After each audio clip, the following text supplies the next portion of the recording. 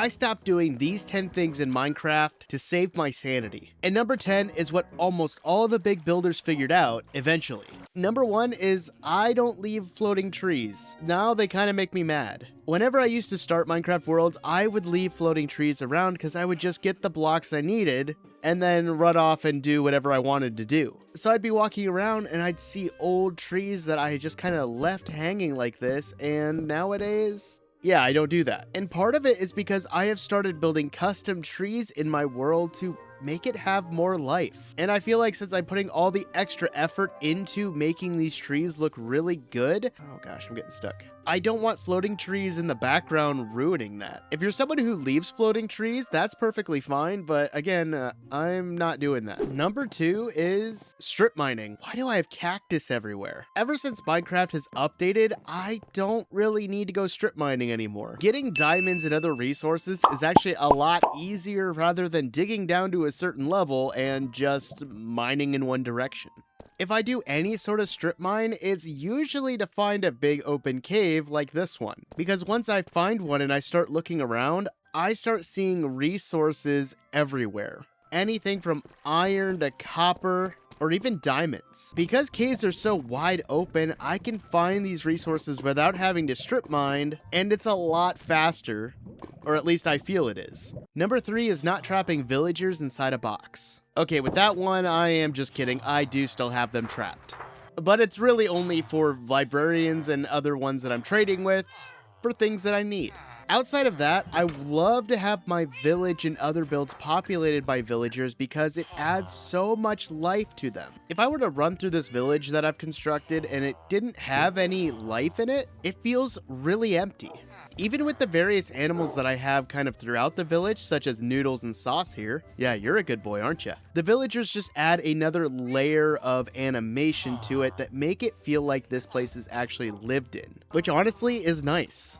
For number 4, I'm done carrying everything with me. Sometimes it is a hassle when I need a certain block or a certain tool and I don't have it on me in that moment. But with the shelf blocks, having these powered make inventory management a little easier. If I just right click on it, I have my hotbar ready to go for combat, or I could switch it out for building, or for whatever else I want to use it for. Now, if you're at endgame and you're using shulker boxes, that's great. I personally am not, and I've been making use of the shelf and bundles to kind of carry various things that I need. But carrying everything makes the inventory a nightmare, so I'm not doing it. Number 5 is playing without short-term goals. Since I like to make content on Minecraft stuff, coming into my Minecraft world and not having any sort of plan is very exhausting. I have ideas of big projects that I want to build and even smaller builds like these villager houses. But if I don't have anything in the pipeline, I don't really know what I'm doing. So I use various small goals to get me through.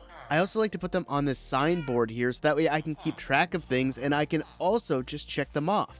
That way, if I ever feel like I don't have something to do, I can look at this checklist and be like, oh, I can do that. And yes, some of them are a little bit bigger, like our first mega build, but I've already checked off some of this stuff, like an auto tree farm, and I farm for emeralds almost every other day. So having small term goals has definitely helped my sanity. Number 6 is I'm done comparing myself to other YouTubers. In 2025, the year started off really well, and as the year went on and as YouTube's algorithm changed, and mostly their homepage, things just kind of started dropping. And I found myself stuck in a rut and comparing myself to almost everybody. It got to a point where I thought about almost just stopping completely. But the fact that I enjoy building and I enjoy this game so much, I don't want to lose that. So I'm making it a point to stop comparing myself to others because I'm on my own journey. Other people might just be in their own chapter of their own book while I'm on mine. And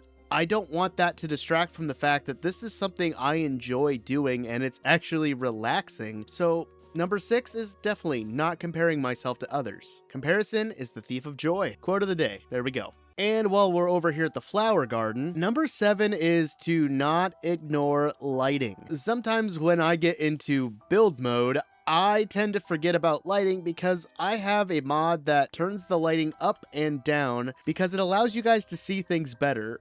especially when I'm mining. But if we look at this place at night, this place starts to become a hostile mob territory, which, let me tell you, that's not fun. So one thing I'm going to be doing is making it a point to light up my areas and my builds so I don't have creepers and spiders and zombies all chasing after me. Which means I also want to explore different avenues of lighting and different lighting sources to try different things. But I do love the ambient glow from our campfires that are inside our hot air balloons. I think that just looks awesome. Number 8 is something that I have been doing over the last few years, but it's something that I want to continue to do, and that's building without scale reference. If you're a builder like me, you might have just hopped into a creative world or even a survival world and just started placing blocks. And then you realize that you made a mistake and everything's kind of not right. So one way that I am fixing that is that I am building everything in a creative world first and adjusting things as I go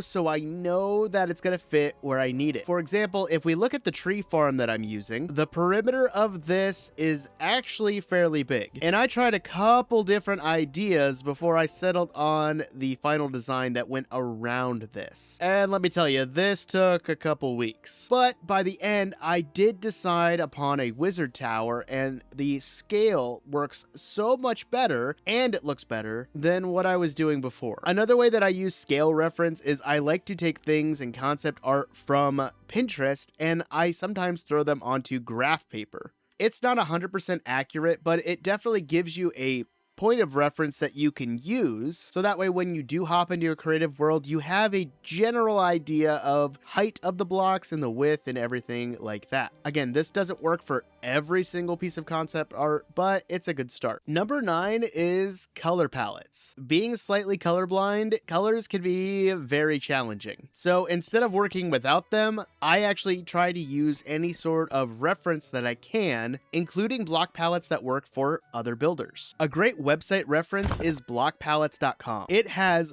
thousands upon thousands of block palettes that other builders have used and created, and they're all there ready for you. They consist of 6 blocks that go well together, and depending on the color scheme you want, I guarantee you're gonna find something that works. Again, partially colorblind, this website is a lifesaver. And finally, number 10. This is something I've learned from watching big YouTubers such as those on Hermitcraft, but also the friends that I've made here on YouTube. And to show you what that tip is, I've got to go around. And that is finishing the back of builds. When I take screenshots for thumbnails or when I'm just traveling around my world, I hardly ever see the back of most of my builds, especially the Creel house here in my forever world. Now, if the back of the build is going to be seen, like if it's in a village or anything like that, I definitely want to touch it up a little bit and make it, you know, more appealing. But if most of what I'm going to see of the build is going to be the front facade, I don't really need to do the back. And if I ever feel like I need to, I can always go back and do it. But when my goal is to just make a really good looking build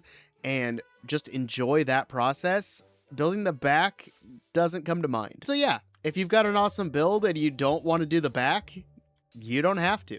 Now, if you enjoyed these tips or you enjoyed any of the builds that you saw in this video, you might want to check out my forever world, which you can do by clicking the video in the top right corner. But that's enough out of me, and I'll see you guys in the next one. See ya.